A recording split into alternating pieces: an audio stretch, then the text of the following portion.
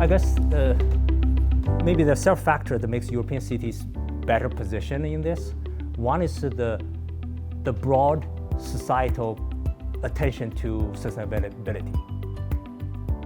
In all aspects, not just transportation. If you look at housing, look at environment, waste, recycling, European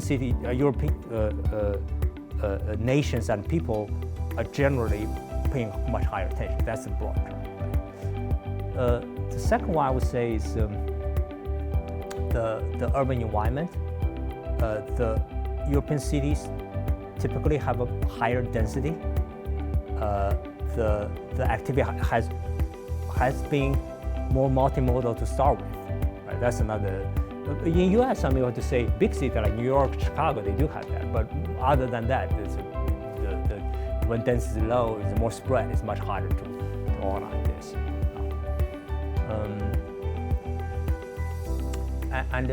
I guess that gets back to another one on the individual level is the very entrenched car culture, right?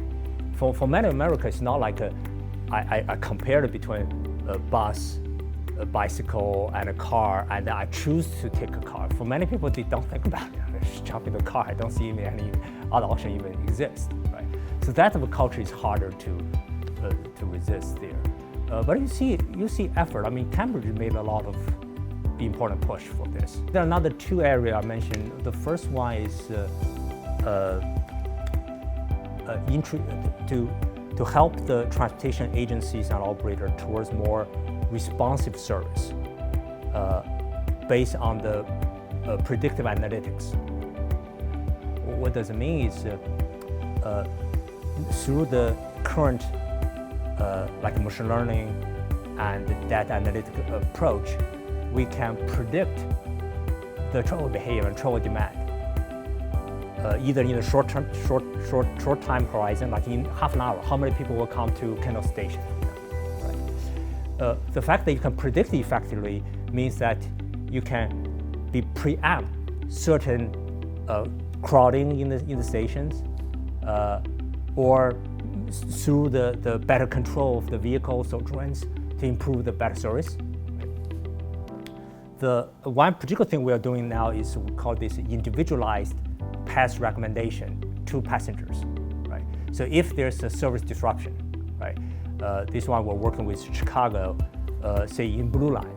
If we know that there's a signal system failure in a certain chunk of the Blue Line, and there will be 400 people from the train, they're stuck there, right?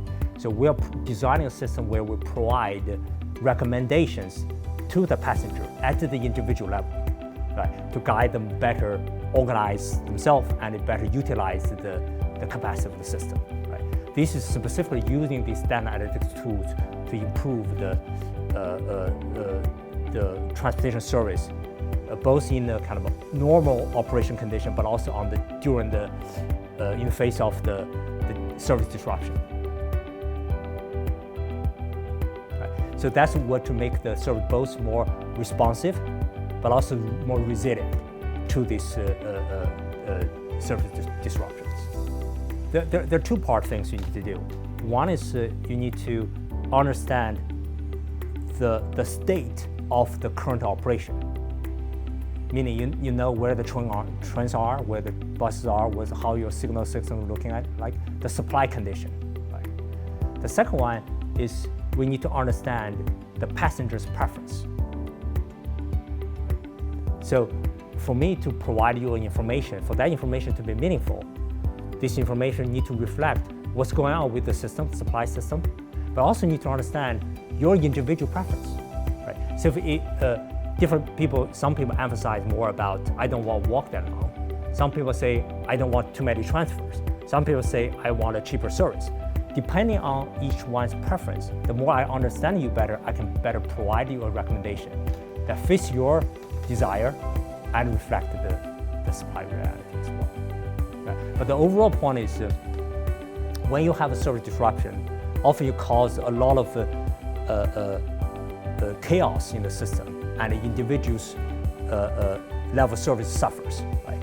But through this recommendation, you can improve the service experienced by individual users here.